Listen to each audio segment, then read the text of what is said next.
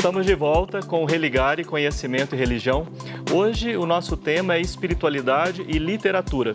Aqui no estúdio eu recebo Karina Raidan, ela é mestra em Ciências da Religião pela PUC Minas. Você já mandou a pergunta aqui para a nossa equipe? Anote aí o número do nosso WhatsApp, 31, código de Belo Horizonte, 99642-8473. Estamos esperando pela sua participação. E por falar em participação, o Verdi, que foi meu aluno, mandou uma mensagem aqui para nós. Ele queria saber, Karina, sobre outros autores. O que você indica para ele? Outras pessoas da literatura em que ele tem também essa questão da religião. O que você sugere para o Verdi? Pela leitura religiosa. Sim, o pessoal da literatura religioso. Em que haja ainda o tema esteja ali o tema da religião presente. Sim. Então, não necessariamente tem que ser autores que fiquem muito evidentes essa questão do religioso, mas assim, uma autora que eu gosto muito e que deixa muito clara essa dimensão da religião é a Adélia Prado. Tem também Clarice Lispector, tem vários trabalhos aí na ciência da religião, na teologia, trabalhando os textos de Clarice. Sim. Duas autoras eu acho bacana. Verdi, obrigado pela sua participação e obrigado pela sua mensagem também aqui para o Religare. Bom, você deu umas dicas de como que você trabalhou sua obra, né, o livro que você pesquisou a partir da fenomenologia. Foi o que você disse no final do primeiro bloco. Eu até falei, nossa, será que o pessoal está entendendo o que é isso? O que é fazer esse tipo de abordagem do texto literário, para a gente entender melhor o que você está propondo? Eu vou tentar colocar em palavras, né, mais simples de entender. A fenomenologia ela tem muito termo que é próprio dela, mas quando eu pego a fenomenologia de Husserl, é principalmente trabalhando a noção de que sujeito, objeto, leitor, texto, né, levando lá para a linguagem do texto.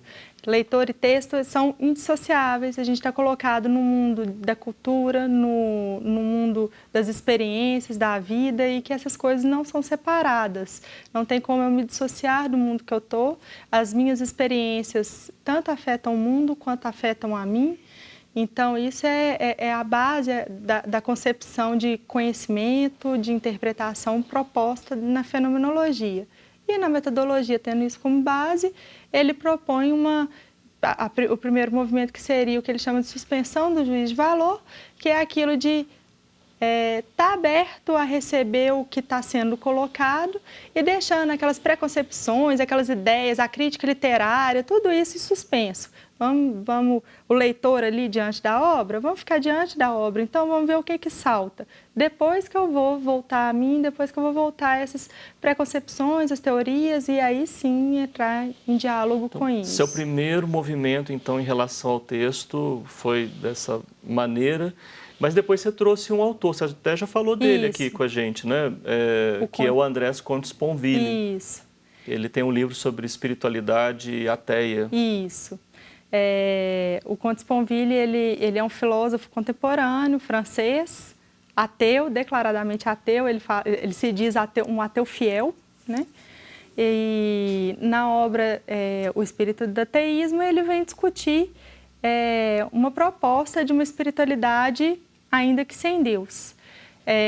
Conte Sponville fala que o espírito é a dimensão mais, a principal dimensão, a dimensão mais nobre que o ser humano tem, que é o que nos diferencia dos animais não humanos.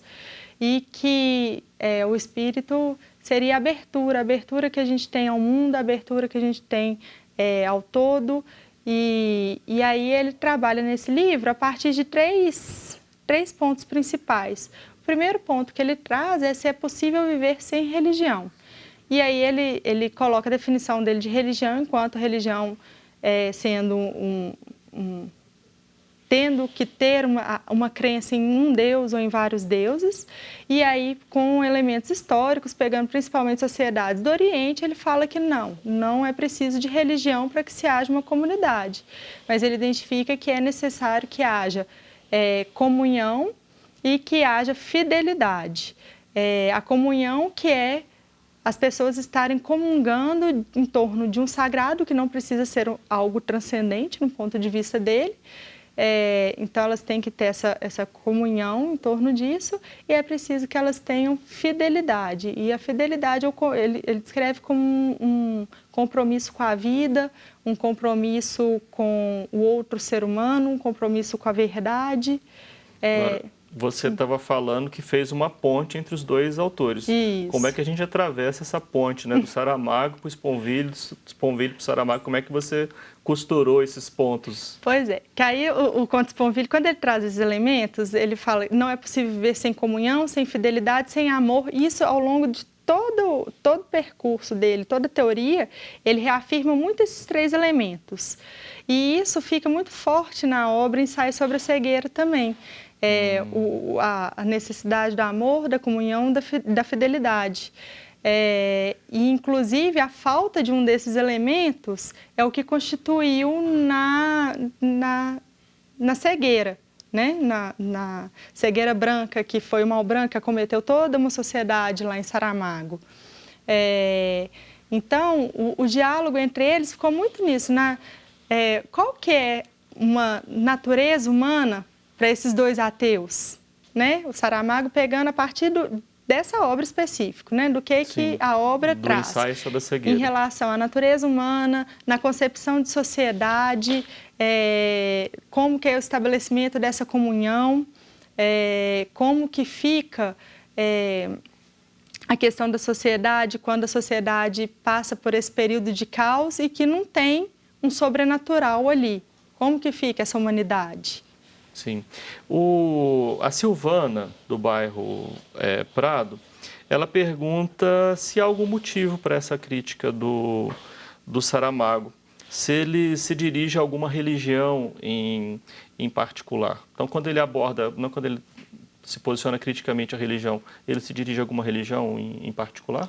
Olha, ele não se dirige a uma religião particular, mas, ao mesmo tempo, ao catolicismo que era o dominante lá em Portugal, na época dele. Ele teve problemas muito fortes em relação a isso, principalmente quando ele escreveu o Evangelho segundo Jesus Cristo, né?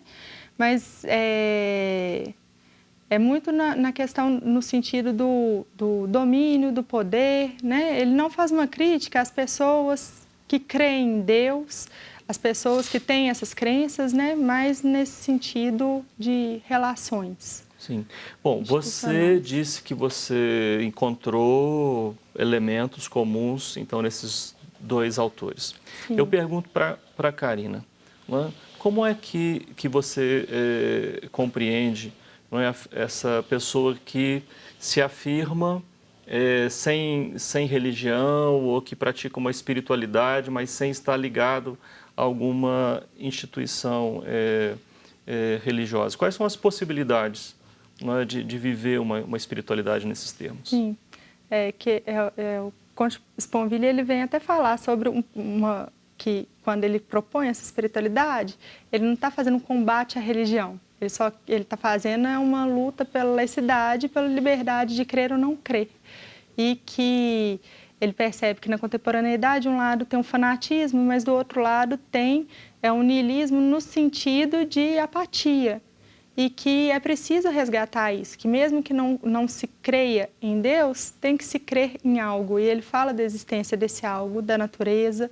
Então, essa é a proposta dele, é de uma espiritualidade imanentista, porque ele fala que nós estamos contidos no todo, o todo para ele é a natureza, e quando a gente acessa esse todo, quando a gente acessa essa natureza, é imanente por isso, né? Esse todo nos contém.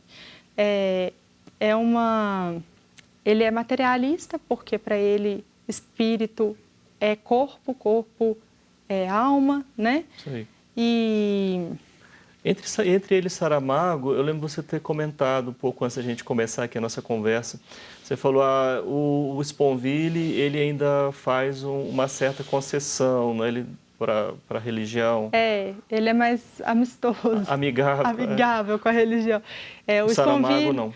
O Saramago, em alguns momentos sim, em outros momentos ele era mais reativo, de chegar a falar que religiões promovem guerras, Mas eu acho que muito pegando por esses extremos mesmo, né? Os extremos religiosos que ele pega esse estereótipo desses extremos. Já o Sponville, até mesmo por ser filósofo, estudar tudo isso, né?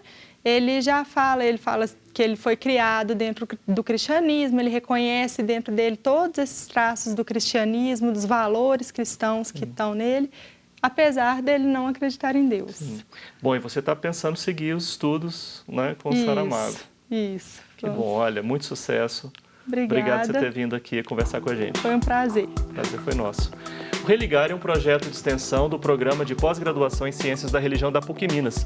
Conheça mais sobre as nossas atividades e cursos de graduação à distância, especialização, mestrado e doutorado em Ciências da Religião, acessando a página pucminas.br/ppgcr. Muito obrigado pela sua companhia. Semana que vem nós voltamos com mais um Religare, Conhecimento e Religião. Um abraço muito cordial. Até lá.